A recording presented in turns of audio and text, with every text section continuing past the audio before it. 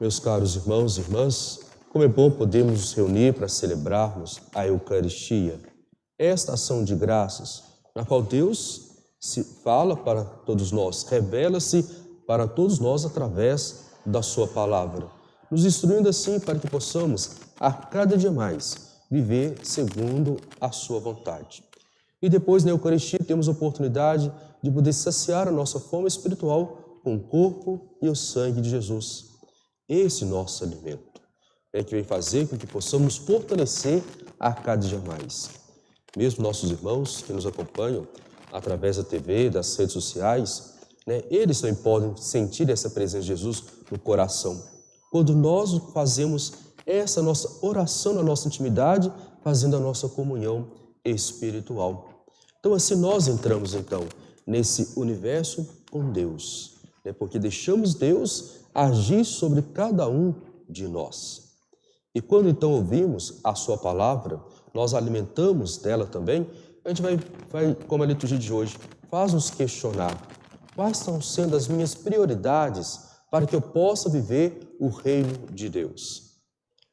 Se nós olharmos a primeira leitura, Salomão, ele tem uma revelação com Deus através do sonho.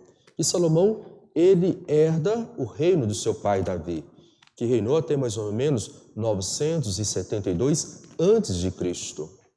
E Salomão, então, vê ali que ele tem que assumir esse reinado do seu pai. Não havia outro. Então, ele tinha que assumir o trono. E ele, então, se coloca diante de Deus, ele faz um diálogo com Deus, reconhecendo a sua pequenez. Como que ele pode agir ali, ajudar tantas pessoas, uma multidão de gente, sendo que ele ainda era um adolescente, como ouvimos na leitura de hoje. Ele se achava muito jovem para que pudesse, então, estar à frente daquele povo.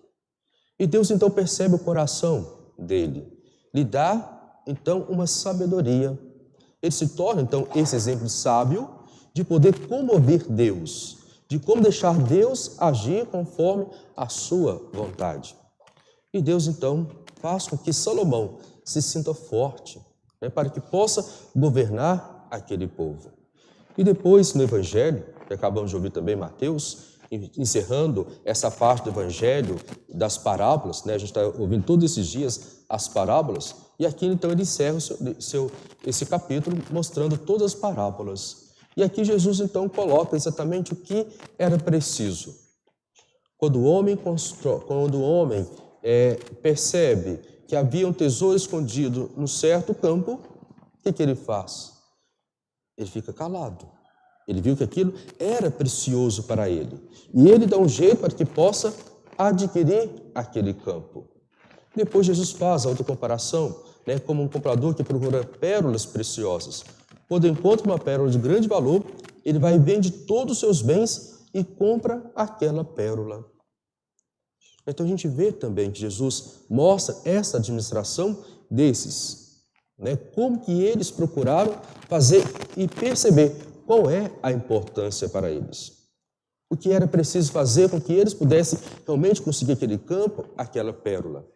Aqui sabemos que é um sentido bem figurado, Jesus não quer dizer que tem que comprar campos, não fala que tem que comprar pérolas, mas ele quer comparar o reino de Deus, que é um campo, que é uma pérola, que eles deixaram tudo para poder adquirir aquilo. Aqui então nos mostra quanto Salomão, quanto o Evangelho, a gente vê para poder nos questionar como estão sendo essas minhas prioridades também diante de Deus. Como que eu tenho procurado esvaziar o meu coração para que Deus possa agir mais em mim e eu perceber cada vez mais o seu reino entre nós. Não de me tornar melhor do que o outro, não para mostrar que eu sou mais santo do que o outro, mas pelo contrário, de poder viver aquilo que é uma vocação universal a todos nós. Sede santos, como vosso Pai do céu é santo. Então nós também precisamos perguntar, o que é prioridade hoje na minha vida para que eu possa buscar cada vez mais o reino de Deus? O que eu preciso renunciar a cada dia mais para que eu possa participar desse reinado de Jesus? Maria nos ensina muito bem como traz o nome para esta casa, Maria de Nazaré, como que na sua também pequenez, ali tão jovem, se abre totalmente o seu ser para que Deus possa agir sobre ela. Como que ela se despoja de si, né, e enche da graça de Deus. Ela foi a escolhida, né? Ela não procurou assim diretamente, mas ela teve com certeza a sua catequese na sua infância, né, com pouco tempo com seus pais, mas depois ali ela se coloca diante de Deus. Ela vê qual é a importância para ela diante de Deus. E aqui então podemos questionar, né, qual também é a nossa importância diante de Deus. Como nós podemos falar de Deus na nossa vida. Mas é preciso podermos também, né, de compreender cada vez mais essa palavra como Jesus fala. Né, como nós estamos deixando as outras coisas, alguns outros valores, para adquirir valores maiores na nossa vida, que vai alimentar a nossa fé, que vai alimentar a nossa caminhada. Né, porque não adianta, às vezes queremos sempre fazer do nosso modo, do nosso jeito, e não abrimos para a graça de Deus. Mas é preciso podermos escutar Deus. E como nós escutamos Deus nesse mundo tão conturbado, tão cheio de barulho, às vezes precisamos silenciar nosso coração, para ouvirmos Deus. É preciso silenciar o nosso interior, muitas vezes, para escutarmos Deus lá dentro.